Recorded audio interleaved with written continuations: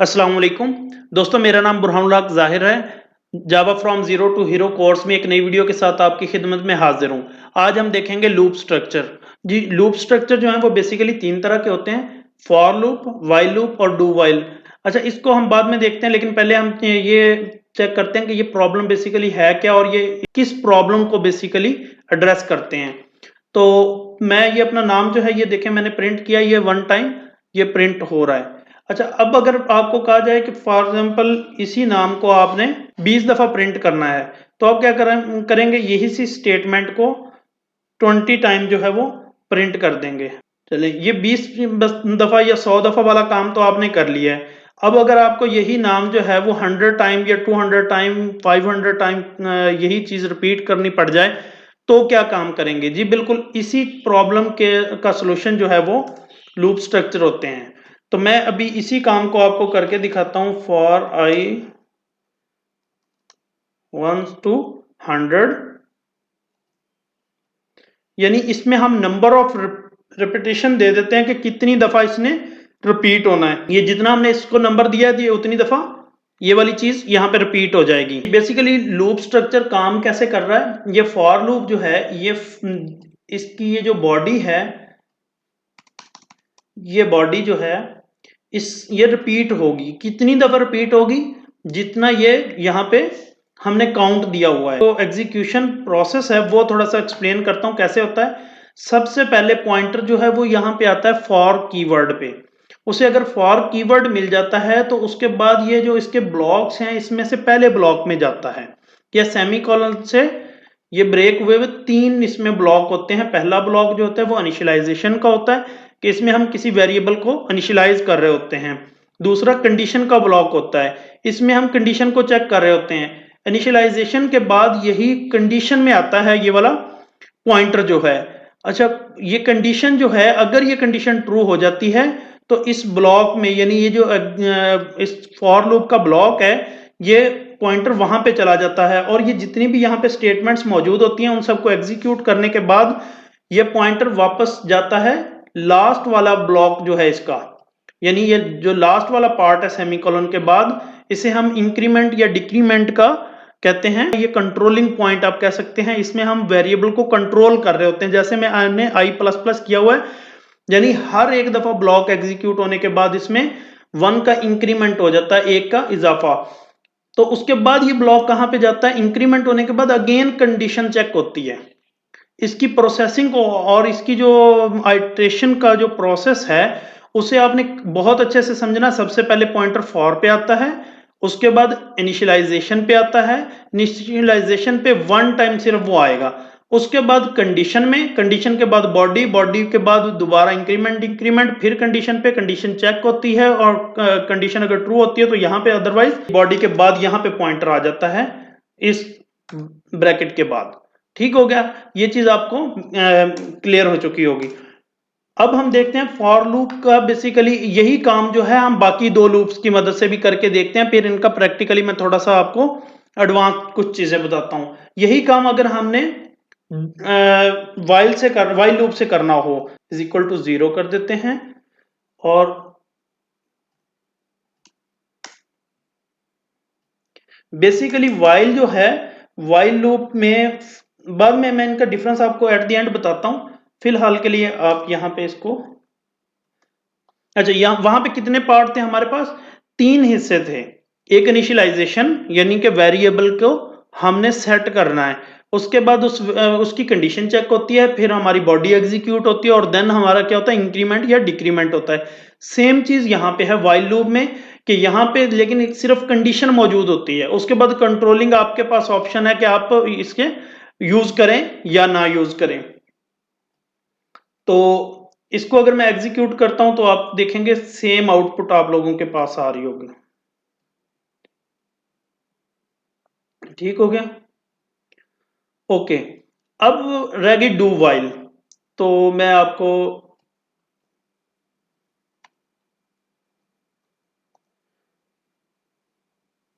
और वाइल और एंड पे सेमीकोलन हम लगा देते हैं। अच्छा, यहां पे भी काम क्या होगा? ये आप अगर आउटपुट देखें तो ये आउटपुट हमारे पास बिल्कुल सेम आउटपुट आएगी हमारे पास। लेकिन इसमें एग्जीक्यूशन इसकी भी समझ लेते हैं। इसमें क्या होता है कि सबसे पहले पॉइंटर डू पे आता है, उसके बाद इसकी बॉडी को एग्जीक्यूट करता है और उसके बाद ये कंडीशन को चेक करता है। अगर कंडीशन ट्रू होती है तो अगेन ये यहाँ से बॉडी को रिपीट कर देता है, चलाना शुरू कर देता है। अब इसको हम जो बॉडी है, बॉडी के अंदर ही कहीं ना कहीं इसकी जो कंट्रोल इसको कर रहे होते हैं कि इसकी एग्जिट पॉइंट बना रहे होते हैं बेसिकली कि इसने कहाँ पे जाके खत्म होना है लूप ने। ओके, अब कुछ चीजें हैं उनको हम थोड़ा सा देखते हैं। इनमें पहले तो मैं आपको फर्क बता देता हूँ डू वाइल फॉर और इसमें क्या फर्क क्या होता है। जी, तो इनमें मैं आपको थोड़ा सा फर्क बता देता हूँ। फॉर लूप को हम हमेशा वहां पे यूज करते हैं जहां पे हमें नंबर ऑफ आइटरेशंस पहले मालूम हो जाएं। यानी फॉर जो लूप है इसे कब यूज करना, जब हमें नंबर ऑफ आइटरेशन पहले से मालूम हो जाए। फॉर एग्जांपल हमने कोई प्रोसेस किया और प्रोसेस करने के बाद हमें पता चल गया कि इसके नंबर ऑफ आइटरेशन 50 हैं, 60 हैं या n नंबर ऑफ हैं, ये फलानी वैल्यू से हमने लेके इसको काउंट करना है, तो ये लूप हमारी जो है फॉर लूप हम यूज करेंगे। वाइल लूप हम कब यूज करेंगे, जब हमारे पास नंबर ऑफ आइटरेशंस अननोन होती हैं, हमें नहीं पता होता कि टोटल कितनी नंबर ऑफ आइटरेशंस आनी है। फॉर एग्जांपल हम एक प्रोग्राम लिखते हैं कि किसी खास डायरेक्टरी में जितनी भी फाइल्स पड़ी हैं उनको हमने प्रोसेस करना है, वन बाय वन हमने तमाम फाइल्स को देखना है। तो ऐसे केस में हम क्या काम करते हैं, वाइल लूप जो है उसका इस्तेमाल करते हैं। डू वाइल का इस्तेमाल बहुत रेयर है, ये बहुत कम आपको कहीं भी कोड में देखने को मिलती है। उसकी रीजन ये है कि ये भी बिल्कुल सेम इसका यूज है वाइल की तरह, लेकिन एक छोटा सा फर्क ये है कि डू वाइल हम अगर जैसे हमने इसका आर्किटेक्चर देखा था तो इसमें होता क्या है,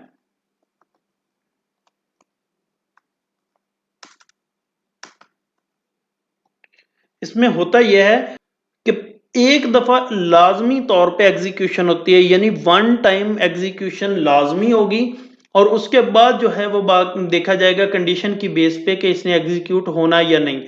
वाइल में पहले कंडीशन चेक होती है लेकिन इसमें वन टाइम एग्जीक्यूशन लाजमी होती है और उसके बाद ये वाला प्रोसीजर जो है इसकी कंडीशन चेक वाला चलता है और इसकी कंडीशन को हम चेक करते हैं। इसके अलावा कुछ लूप स्ट्रक्चर हैं, एक है फॉर लूप जो है for each, sorry for each का जिक्र मैं अभी यहाँ पे नहीं कर रहा, ये कंफ्यूजन क्रिएट करेगा। इसको हम जब आगे थोड़ा सा एडवांस चीजें पढ़ लेंगे तो वहां पे जाके इसका जिक्र करेंगे कि फॉर ईच बेसिकली क्या है और वो किस तरह से काम करती है। अभी के लिए मैं उसे इग्नोर कर रहा हूँ, अभी के लिए आप ये तीन जो स्ट्रक्चर्स हैं फॉर के, इन्हीं को ही लेकर चलेंगे।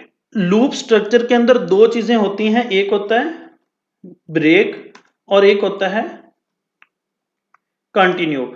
ये दो क्या चीजें हैं, इनको किस तरह से इस्तेमाल करना है मैं अभी आपको इसके बारे में बताता हूं।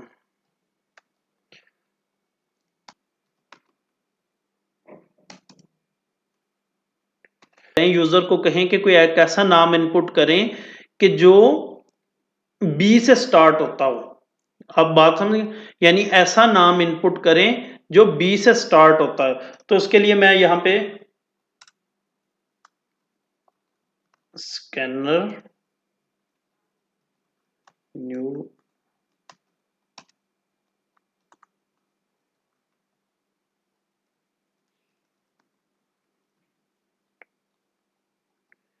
ये मैंने एक स्कैनर का ऑब्जेक्ट बना लिया यहां पे।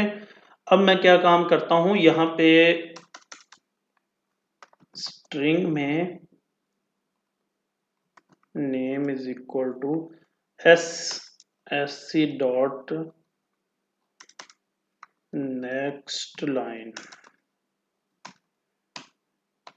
ओके, अच्छा अब मैं क्या चाहता हूं कि अगर मेरे पास यहां पे नाम प्रिंट हो जाए, फॉर और वाइल का यहाँ पे अभी मैंने फॉर लूप लगाई है तो अभी आप देखेंगे यहाँ पे कुछ चीजें काम ये भी कर रही होगी, लेकिन यहाँ पे प्रेफर में कौन सी करनी चाहिए हमें, हमें प्रेफर करनी चाहिए लूप वाइल लूप जो है, ठीक है, या फिर डू वाइल। वो मैं आपको बताता हूं कि किस तरह। अभी देखें नेम जो है इज इक्वल टू, ये हमने लिख दिया। अब मैं यहां पे चाहता हूं कि इफ नेम 4@0, यानी नेम के 0 इंडेक्स पे अगर बी है तो मैं कह देता हूं योर नेम इज जो भी मैंने नेम यहाँ पे एंटर किया है।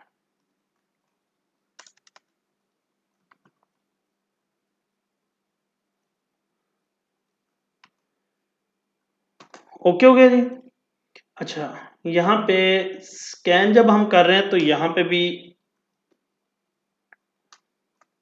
एंटर योर नेम, ठीक हो गया।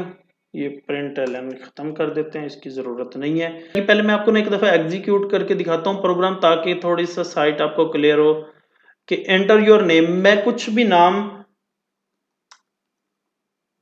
साजिद एंटर कर देता हूं। अब वो दोबारा मुझसे नाम पूछ रहा है, ठीक है। यहां पे मैं इसको एक दफा ये काम करता हूं कि अगर नाम ऐसा नहीं है तो इफ के बाद एल्स में मैं लगा देता हूं name does not with B और बी।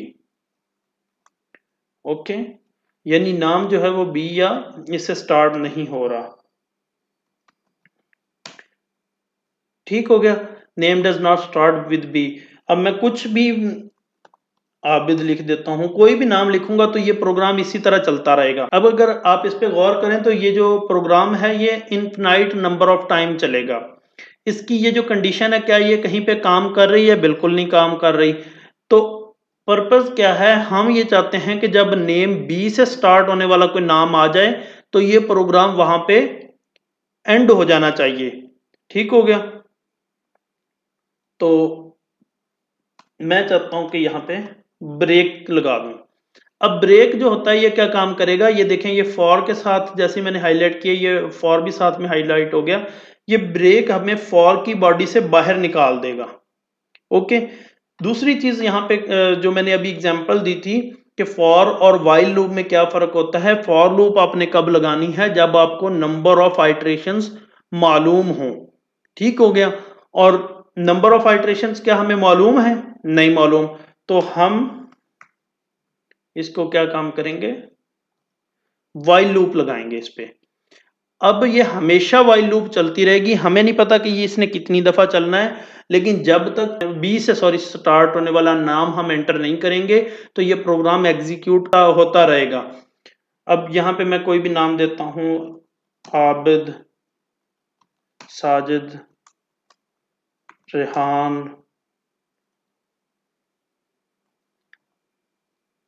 सुबहान, कुछ भी, लेकिन मैं जैसे ही इसमें कोई नाम देता हूं बुरहान, तो ये प्रोग्राम एग्जीक्यूट हो एंड हो गया और इसने बता दिया कि योर नेम इज बुरहान।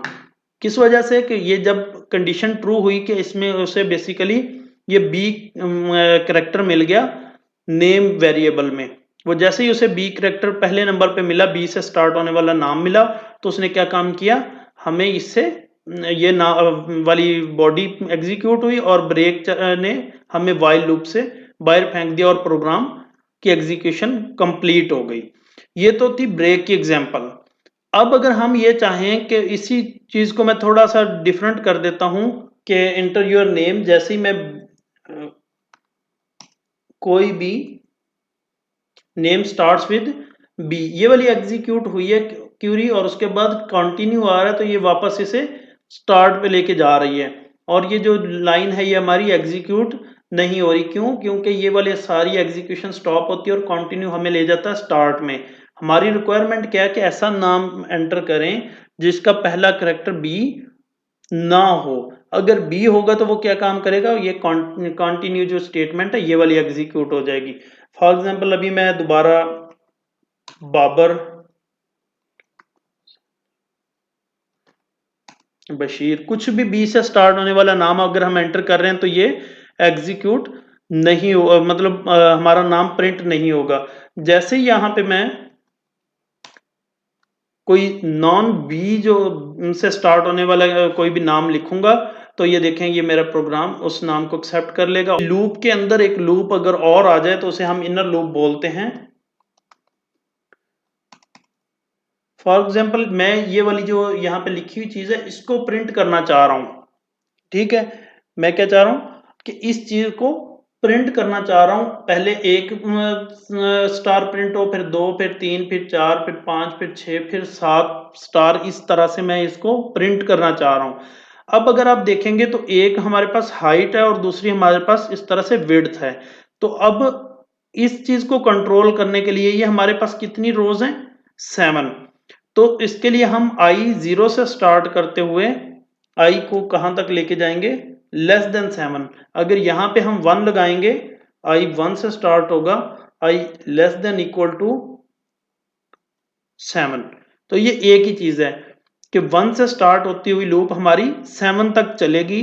तो इसका मतलब ये है, यहां पे मैं अगर लिख देता हूं, यही स्टार प्रिंट करवा देता हूं, हर रो में एक स्टार, तो आप देखें ये 7 जो 7 स्टार्स हैं ये तो मेरे पास प्रिंट हो गए हैं।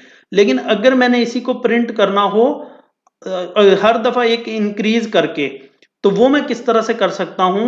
अब देखें यहां पे मैं एक और लूप अगर इस पे लगा देता हूं, j is equal to 0 to कहां तक जाना है हमने?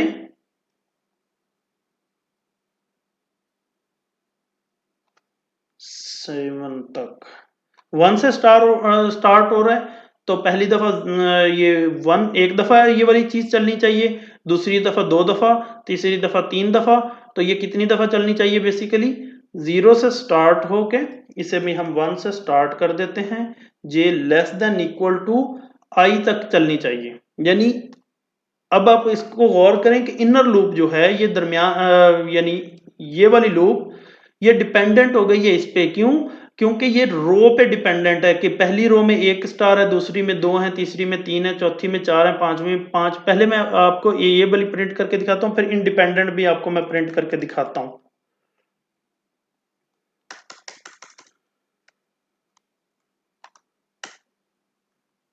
ओके, अब अगर हम इसको प्रिंट करते हैं तो आप देखेंगे कि मैजिकली जो है, सॉरी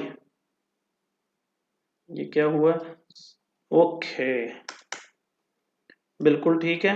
जब लूप से बाहर निकलेंगे तो हम क्या प्रिंट करेंगे? Slash N.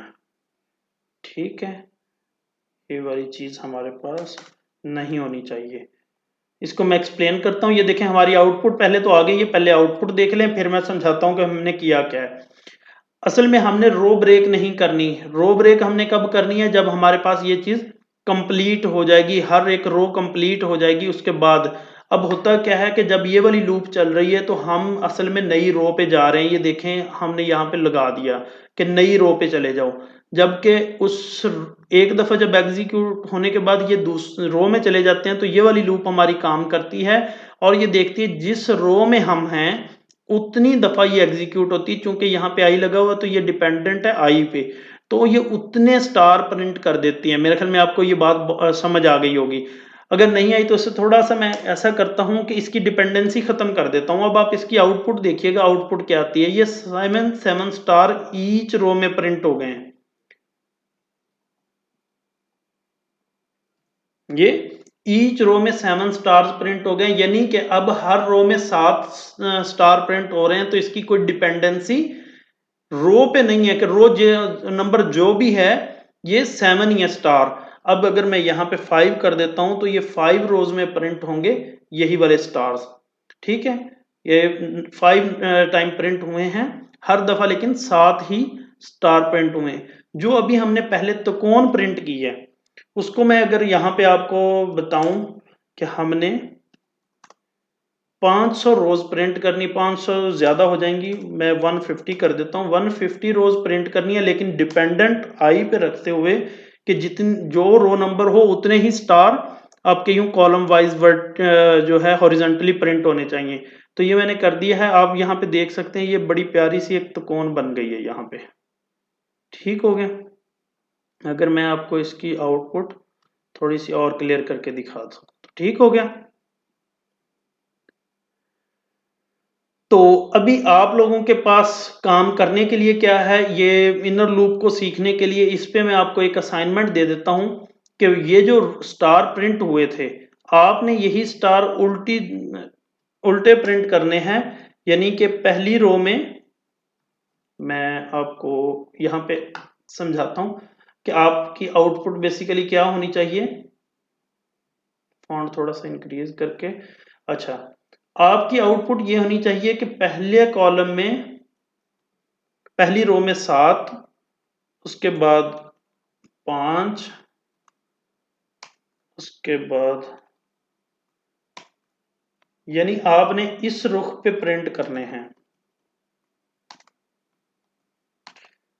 इसका प्रोग्राम लिखें, और जो बंदा प्रोग्राम को लिख ले, आपने मुझे वो प्रोग्राम जो है वो कमेंट जरूर करना है, ठीक है। इसी वीडियो के नीचे आपने ये प्रोग्राम कमेंट जरूर करना है, या फिर आपने बताना है कि क्या आपने इसे कितनी दफा अटेम्प्ट करने के बाद ये वाली चीज प्रिंट की है। और अगर ये चीज आप कर लेते हैं तो आप लूप को, इसका मतलब है, बहुत अच्छी तरह से समझ चुके हुए हैं। ठीक हो गया। चलें जी, थैंक यू, मिलते हैं नेक्स्ट वीडियो में। ओके जी, ख्याल रखिएगा, अल्लाह हाफिज़।